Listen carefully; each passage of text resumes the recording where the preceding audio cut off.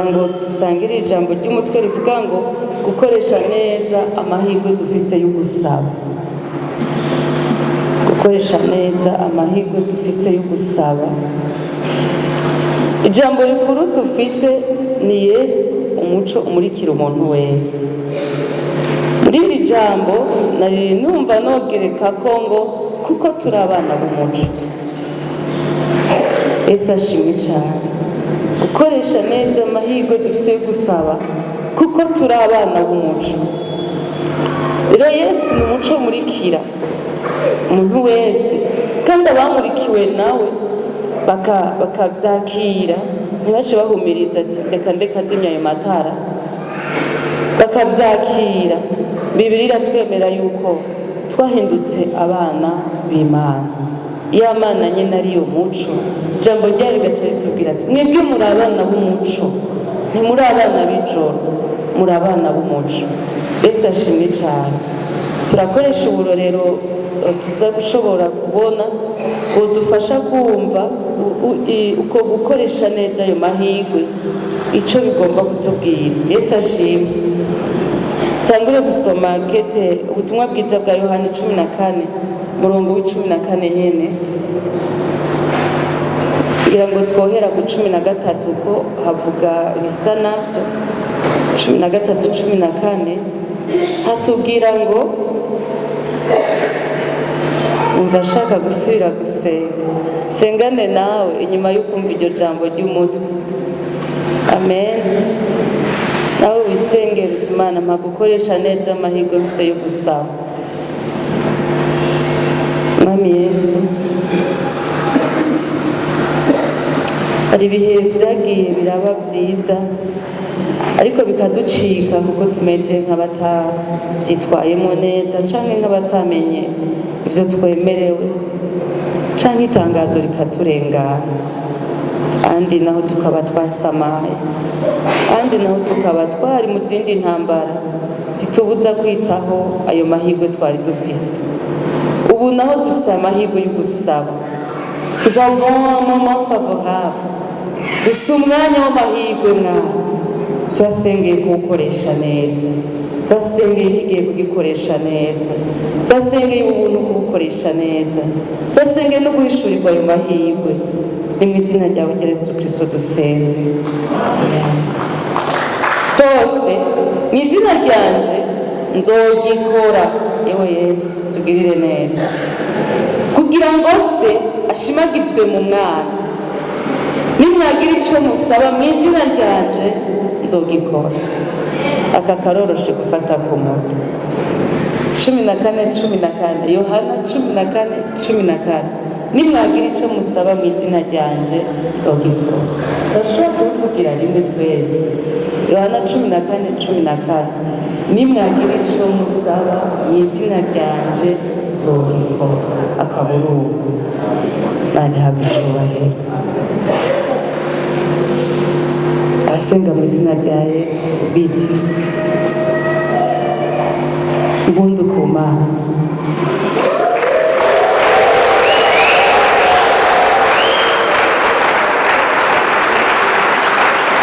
Amahirwe dufise ni byiza ko tuyaza guhishurirwa aya mahirwe dufise. Amen. Yesu ashimwe cyane.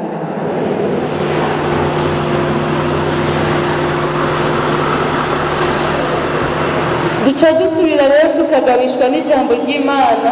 Dusome muri Yakobo igice ca 4 umurongo waho wa 2 kugeza ku wa 3.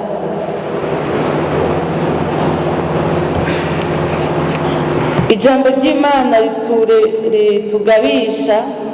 Ijambo ryaho ry'umutwe rivuga ngo ntiducudike n'isi. Umurongo wa 2 n'uwa 3 muri Yakobo hatubwira ngo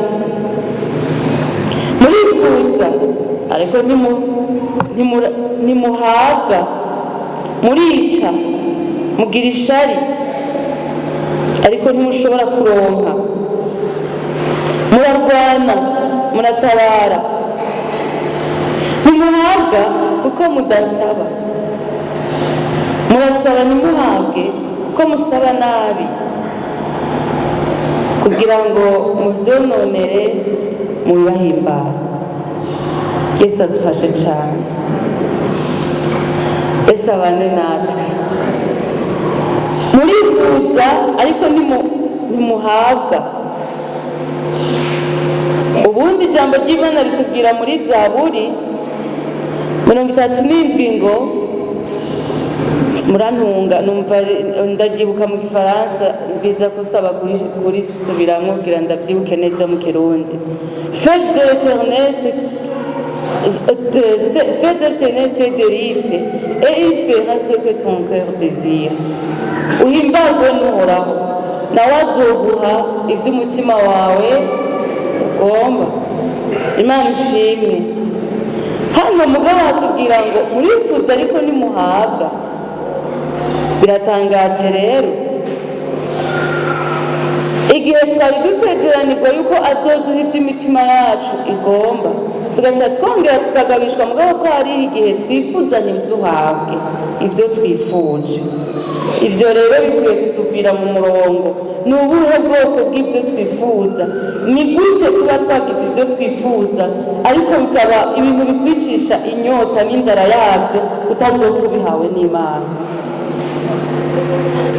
Ivyo reka jewe nivugire ni bene ubwo bujuju, nibumve ko mu izina rya Yesu kukwifuza ibintu ntemerewe guhabwa. Ariko kandi haca habandanya ngo murica mugira ishari ariko ntimushobora kuronka. Biboneka hano ko hari umutima mubi uba uhagazweko nuko kwifuza. Hariho umutima mubi Imana itemerera yuko ivyo byose uri kurifuza biba kuko vyifujwe bihagaze ku mutima mubi. Uwo mutima mubi urakambamwo mu izina rya Yesu. Amen. Ibi vy'uko ngo umuntu agira ishari ni ishari nyene. Iri shari rirakava mu bana b'Imana, si umurage wabo. Amen. Hanyuma kandi ngo murarwana, muratabara, ntimuhabwa kuko mudasaba. Byose bigenda biradondagura bivuga intention y'umutima, ungene umutima uba umeze mbere y'uko ugira ibyo usaba. Si ugusaba rero kubi twebwe dukeneye gusaba kwiza, kuko hano hatubwiye ngo ntimuhabwa kuko mudasaba. Kumbe iruhande y'uko hari ukwifuza hariho n'ukudashobora gusaba ivyanyavyo twari dukeneye. Aha rero je niho nagira ko duhagarara dukoreshe neza amahirwe dufise, kuko bitubwira ngo ntimuhabwa kuko mudasaba. Urazi ko hariho ugusenga kumeze nko kwidoga. Abantu babwiye Mose ngo twari gupfuma duhera tuguma ngo muri Egiputa ngo gutuza muri ubu bugaragwa ngo abana bacu bazohonera. Aho rero ngo mu buryo bwo kumenyesha yuko ngo bafise ingorane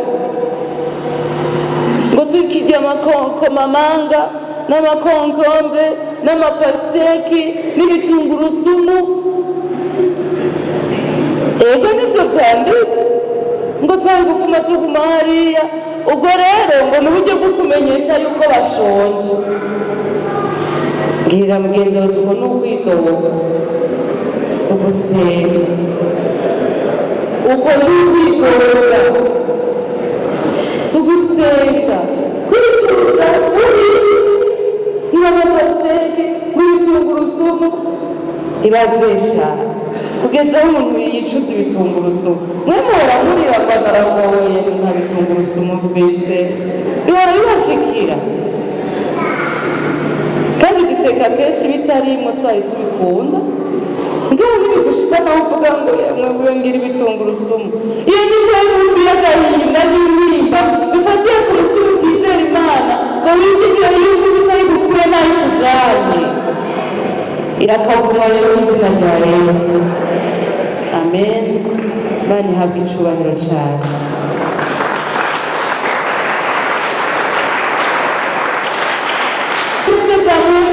Sibwo kwitoza utumire duse bwa mpemu yera nubwo gushikiriza icyiyumviro cyacu neza. Amen. Gushikiriza icyifuzo cyacu cyiza neza. Amen. Ndakunda guhambarira utwana ukabona akana kati mama ndashonje, none mbere yuko ubibwira ubanza gufunga isura ntacyo ndatumva cyane.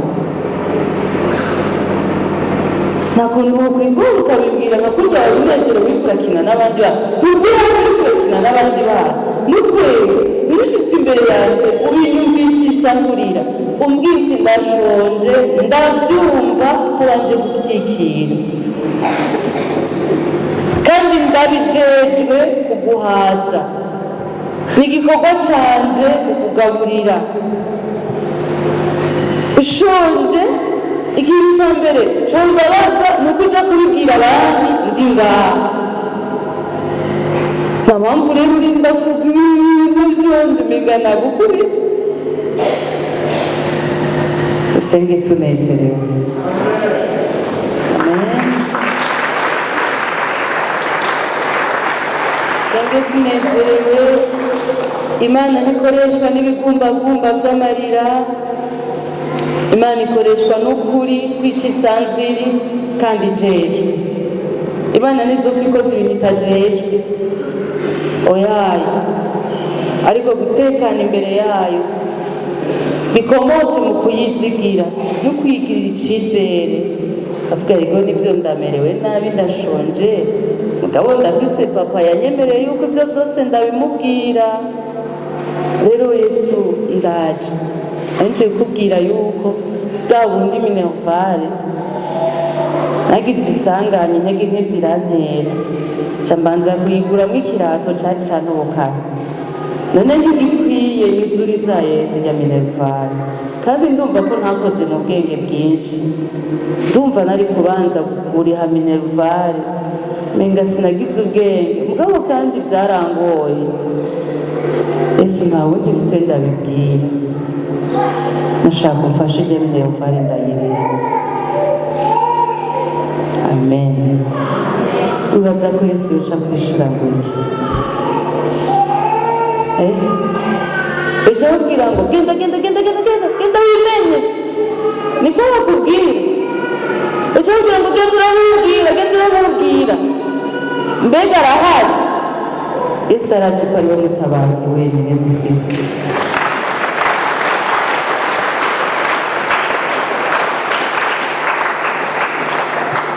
Murongo wa 3 tuvuga ngo murasaba ntimuhage kuko musaba nabi kugira ngo muvyononere mubibahimbara.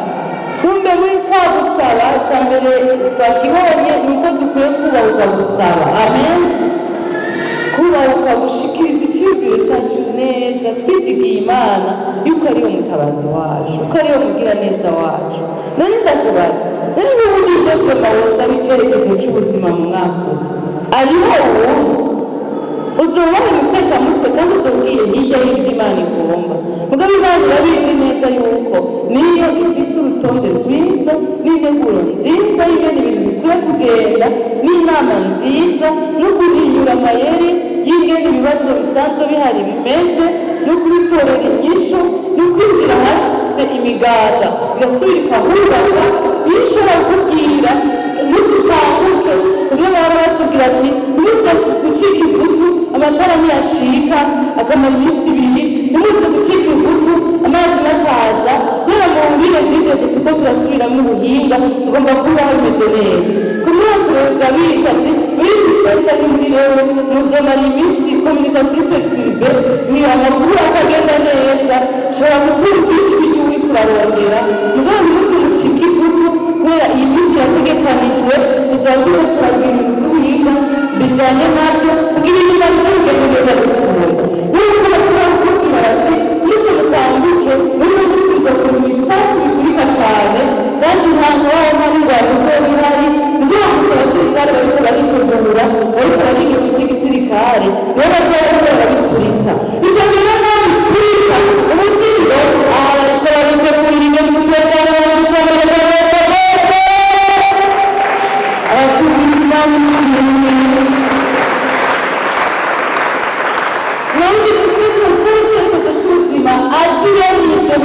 ajya imbere umuntu akwiye kuba azi nawe ukamenya ingene azovyitwaramo n'ibindi sinashobora kubivugira rimwe mugabo icyerekezo c'ubuzima ciza indongorazima nziza tuyikeneye ku Mana.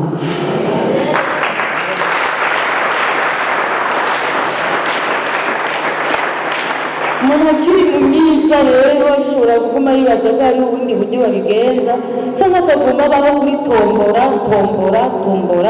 tombora ko kundi kera abantu badafise mwumvira n'ubu barahari atanguje ukuguru kukubafukururuka igitanda avuga ati uyu munsi ndavunga rweza ntanguje ukubamfu akamacunga ivyo ni mpamvu kugira ngo nibiganira abantu babayeho gutyo akamacunga ariko aza gutanguza ukuryo kuko wari ugiye gutanguje ukubamfu wirirwa nabi abonye akagomba karenganye bamwe n'umugisha abandi n'umupfumu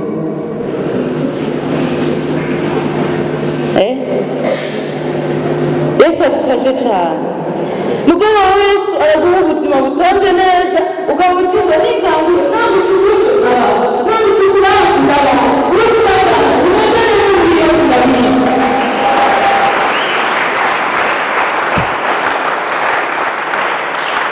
mbonye akagomba ntikarengane mbonye igisiga ntikigende jewe ubuzima bwanjye ntukora nuko nabonye akagomba uvana n'ingene Yesu yabiteguriye.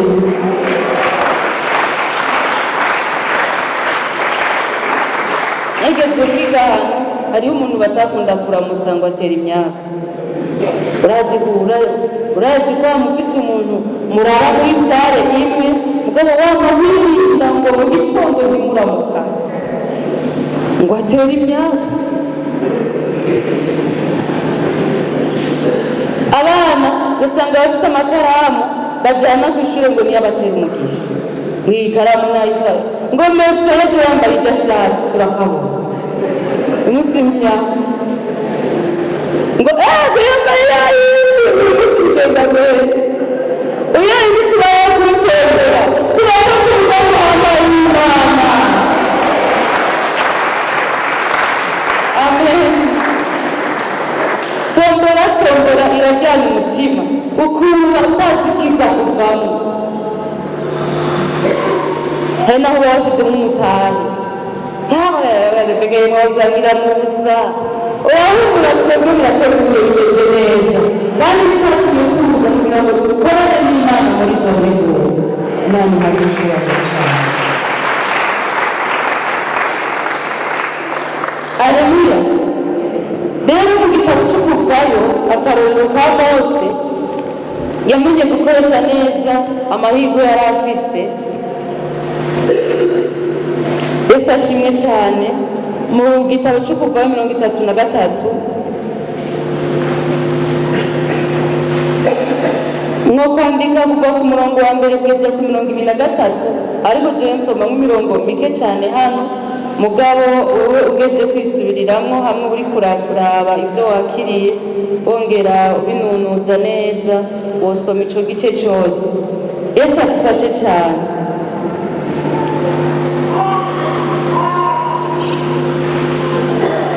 Umurongo wa kabiri kugeza ku wa kane nanje ndarungika umumarayika abaja imbere kandi nzocirukanamwo abanyakanani n'abamori n'abaheti n'abaferisi n'abahivi n'abanyebusi muje muri ico gihugu gitemba amata n'ubuki. Turi kumwe ariko jewe sindugana namwe ngo ngendere hagati muri mwebwe kuko muri hanga ritagomba izosi nohabwa mbatikiriza mu nzira. Abantu bumvise iyo nkuru mbi bagira umubabaro ntihaba hakigira umuntu yambara utugenegene twiwe two gushaza. Imana idufashe cyane. Imana igwarira aba bantu bagende mu gihugu kandi ni cyiza. Niwumvirize ibi bintu Imana iduhemwo kubyumva rwose. Umwaka uza ni mwiza dufate n'itangazo dufate ni umwaka mwiza w'amata n'ubuki kandi abansi banzurindire kuvuga amen. kandi bose bari imbere yanyu, abahiwa, Felisa, baki bose jenze mubakura imbere. Hanyuma rero ababwiye murindire kuvuga amen. Hanyuma rero ndabaye nk'umumarayika abarongore mujane. Z'ukuri hariho abantu boca bavuga amen. Mugabo Imana icayongera ko ngo ariko jewe ntituvugana, nimugende mwenyene nohava ndabamarira mu nzira. Nimuvuge amen none.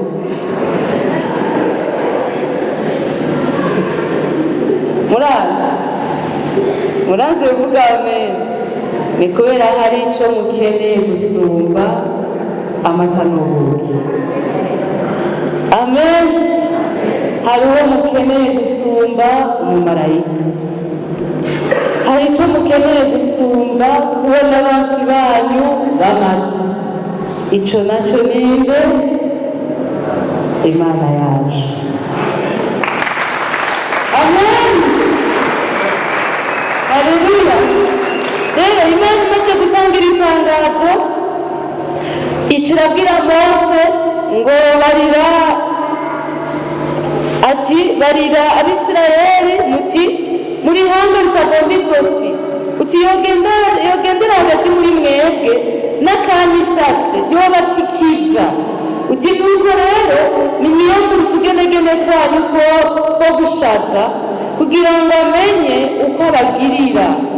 Nuko Abisirayeli biyambura utugenegene twabo uhereye bakiva ku musozi Horebu no mu rundi rugendo rwabo rwose. Bemera gutanga iby'agaciro bari bafise, hanyuma ntibari bazi n'ibica bikurikira. Mugabo Imana yarivuze ngo kugira ngo menye uko ndabagirira. Yesu adufashe cyane.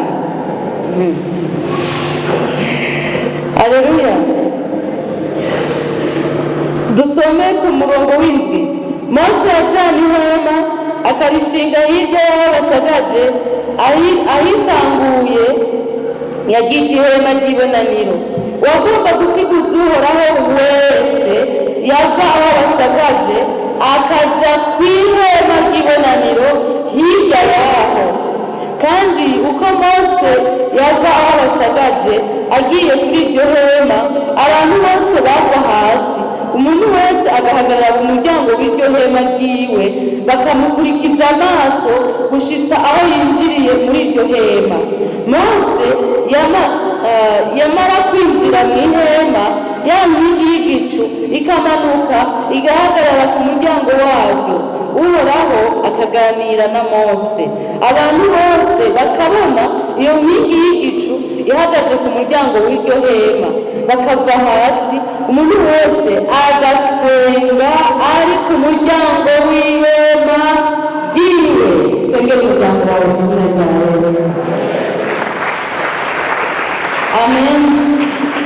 Uhoraho akiganirira na Mose imbonankubone nk'uko umuntu aganira na mugenzi we. Koresha neza amahirwe dufise gusaba. Maze Mose agasubira aho bashagaje, ariko umufasha wiwe Yosuwa mwene Nuni w'umusore ntiyava kuri iryo hema.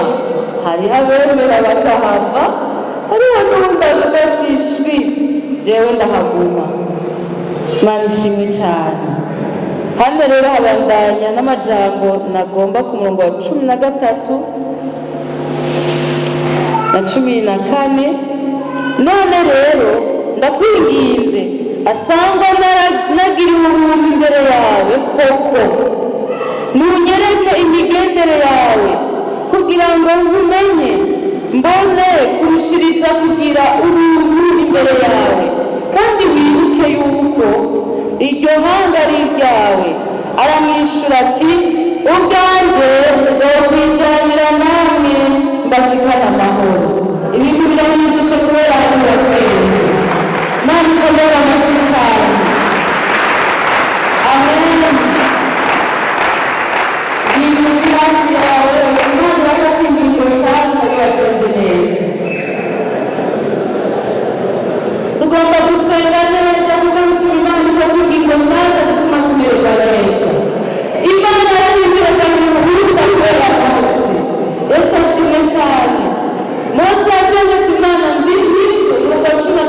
twasomye nibwo nabwiye yuko wangiriye ubuntu ariko nawe wambwiye ngo dukorere ntiwambwiye udutunganye jewe rero niba utagomba yuko aba ari wowe kujyana twebwe dusome umurongo wa 15 Mose aramwishyura ati ubyawe bitajyana natwe ntudugurire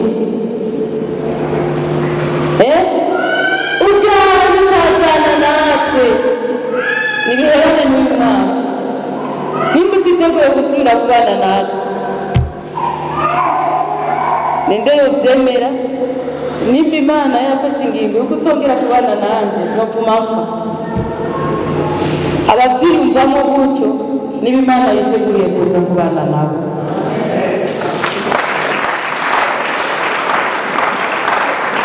amen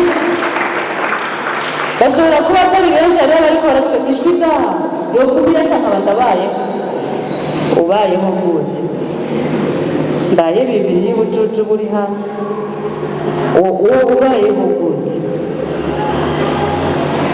abemera mu mitima yabo ni muri bagutse ibiganza abemera mu mitima yabo ngo ntabwo Imana ihagarikiye umunsi kubana nanjye nimpagarika uyu munsi kubaho abo bantu bafise umutima Imana yiteguriye kugendera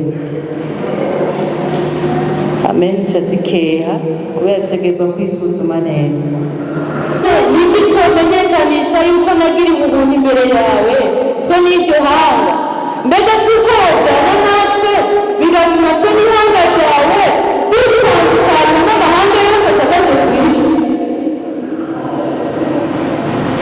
amen icyambere rero kujyana n'Imana nk'ikimenyamenya cy'uko wagiriwe ubuntu icya kabiri kujyana n'Imana ntikizoguha kugira itandukaniro n'amahanga adafise Imana ubyakire hanyuma dusenge sapentekere ese yari umunsi bari kumubwira ko yasabye nabi ko umwami yagiye imbere yiwe yamubwira turasabye igasero ukagihabwa naho cyo bigisate cy'igihugu canje uragihabwa ese aca yisabira ngo ndagusabye uzoze ku mfungurwa nateguye kuri banki nateguye uzoze gufungura mwami urangendera ndakuza Imana ngira ngo Moridekayi yabimenya kuvuga ati agushaye Steve ukaramwona nk'ikuri gusaba ukabona bakaturenganura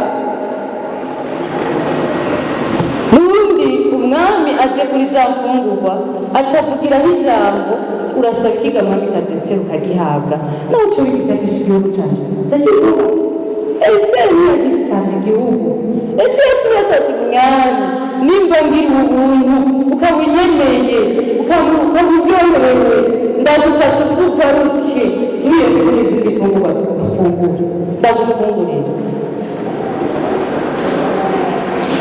umwami nibaza ko yaguma yumiwe ati umuntu agwaye iki ariko ubucuti nibwo buvuka mu bitangaza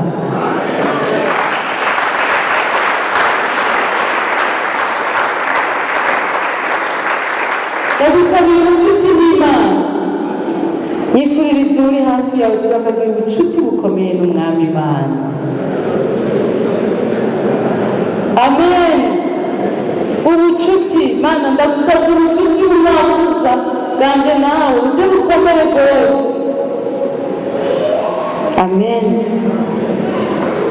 umwami yaragiye aragaruka kubera ubucuti bwakomeye ubuhoho Esther yaciye avuga ingorane nyamukuru afise timwami hakagira ikindi kintu je nkeneye nta gihugu nkeneye jewe ikibazo nifitiye ni uko jewe n'abiwacu tugira ducibwa gato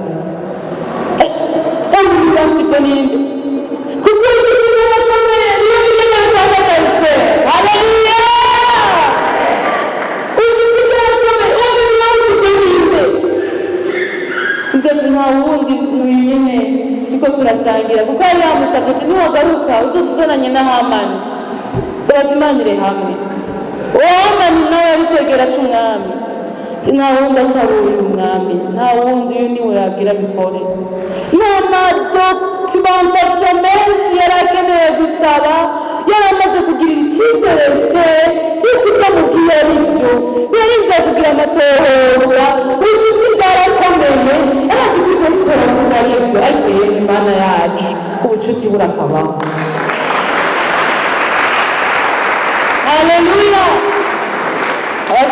bwo kumva ubutumwa bwiza mushimire mwemu yera agomba kuturongora mu isengesho neza n'ikiza kwisubiza ni ngombwa gusenga utekanye gusaba utekanye ese agace twabwo n'ibitunda bumva murabona twaragowe murabona ngira ngo twice ntagoba aratekanye cane kinakeneye ni kinyabwenge mwibuke ko yari amaze iminsi itatu yisonzesheje byari biva muri mwe mwera rero nta bwoba hanyuma mwami baza turye baza ngufungurire irya kabiri uraza uca uzana mbere n'uwundi nzi nkundi n'uyu hamani ubu rero mwami gazese urasaba ukagihabwa ati nta kindi ni ugusabira agatwe kacu kuko tugira ducibwa imitwe nabi wacu uwo muntu agira bikore muri bitari ko umwami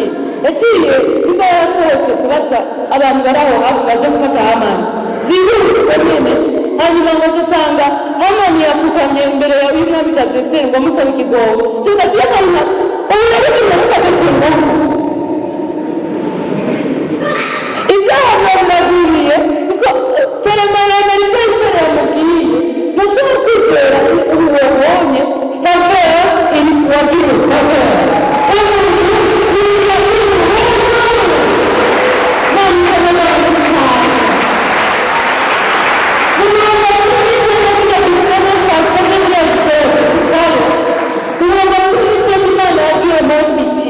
nzogira umuntu wozogirira ngirira n'umugongo wonza kugirira nugira faveur kugirira uburinda kugirira n'uburinda kugirira uburinda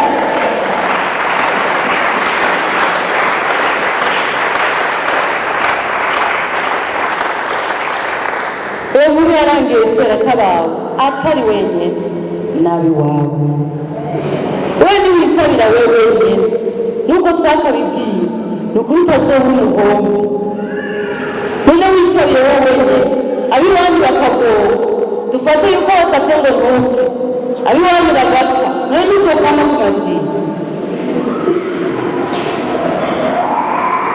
ese adufashe niwisabira wowe wenyine uzoba ukoresheje amahirwe nabi kandi niwisabira wowe wenyine uzoba witeye ingorane muri kazoza dusengere twabukiwe mu mitima no mu bwenge no mu rukundo dukunda abandi ese abaho umugisha Jambo niwe tara